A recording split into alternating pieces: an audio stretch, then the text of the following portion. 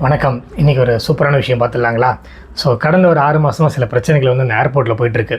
Bird strikes and animal strikes வந்து அதிகமாக வந்துட்டுருக்கு அப்படின்னு. அதாவது என்னென்னா, லேண்டிங் ஆகும்போதும் டேக் ஆஃப் ஆகும்போதும் பறவைகளோ சில மிருகங்கள்லாம் சிங்கம், புலி அப்படிலாம் நீங்கள் நினச்சிடக்கூடாது. நார்மலாக ஜேக்கல்ஸ், டீரு, டாக்ஸு, கேட்ச் இதெல்லாம் குறுக்க வருது அப்படின்ட்டு. இதில் எந்தெந்த ஏர்போர்ட்டில் எவ்வளோ ஸ்ட்ரைக்ஸ் நடந்திருக்கு, சில இடத்துல மிகப்பெரிய கிராஷ் நடந்திருக்கு. அதை நான் உங்களுக்கு சொல்கிறேன் இந்த வீடியோலேயே. பட் அதுக்கு முன்னாடி இது வந்து எப்படி வந்து சாத்தியம், இது வந்து கரெக்டாக இல்லையான்னு எனக்கு தெரியல. ஏன்னா பறவைகள் குணமே பறக்கிறது தான். நம்ம லேண்டில் தான் ஃபுல்லாக எல்லாத்தையும் ஆக்கியோ பண்ணிட்டோம். மேலே போகிற இடத்தையாவது கொஞ்சம் ஃப்ரீயாக விட்டால் தான் அதுங்க பறக்கும். அங்கேயும் போய் நான் இந்த ஃப்ளைட்டை விட்றேன், அந்த ஃப்ளைட்டை விட்றேன் அப்படின்னு சொல்லி அங்கேயும் போய் டிஸ்டர்பன்ஸ் பண்ணால் அவங்க எங்கே தான் போவாங்க? எறும்புக்கும் அதே உயிர் தான், மனுஷனுக்கு அதே உயிர் தான், பெரிய யானைக்கும் அதே உயிர் தான். இதில் எந்த விதமான பாரபட்சமும் கிடையாது.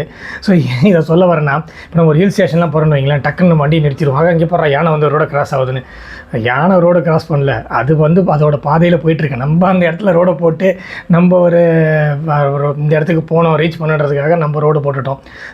எல்லாருமே வந்து அந்த எதுக்காக சொல்ல வரேன்னா, இத்தனை ஸ்ட்ரைக்ஸ் நடந்திருக்குன்னு சொல்லி கஷ்டப்படுற நம்ம அதோட ரூட்டில் தான் அது போகுது. அது வந்து நம்மளை டிஸ்டர்ப் பண்ணலையே, இன்னும் கேட்டால் நம்ம தான் அதை போய் டிஸ்டர்ப் பண்ணிகிட்டு இருக்கோம்.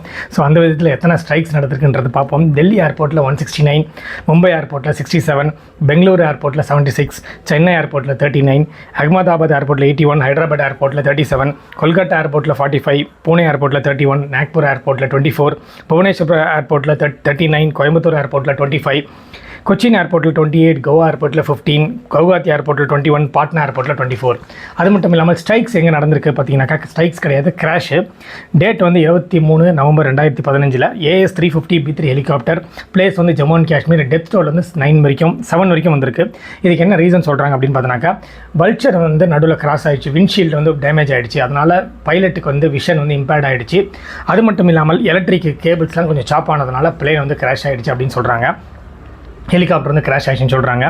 அடுத்த ஒரு கிராஷ் பார்த்தினாக்கா 29 டிசம்பர் 2024 போயிங் 737-800 விமானம். இது வந்து சவுத் கொரியாவில் டெத் டோல் வந்து கிட்டத்தட்ட ஒரு 169 மேலே போயிருக்கு அப்படின்னு சொல்கிறாங்க. இதுக்கான காரணம், லேண்டிங் ஆகும்போது அந்த இன்ஜினில் வந்து நிறைய பேர்ட்ஸோட ஃபெதர்ஸும் பிளட் ஸ்டெயின்ஸும் இருந்ததுனால சரியான லேண்ட் ஆக முடியாமல் கிராஷ் ஆகிடுச்சின்னு சொல்கிறாங்க.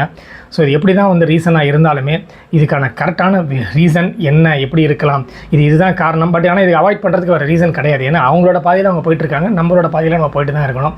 இது கரெக்டான ரீசன் என்னன்றதை உங்களுக்கு தெரிஞ்சதுன்னா மறக்காமல் கமெண்ட் செக்ஷனில் கமெண்ட் பண்ணுங்கள்.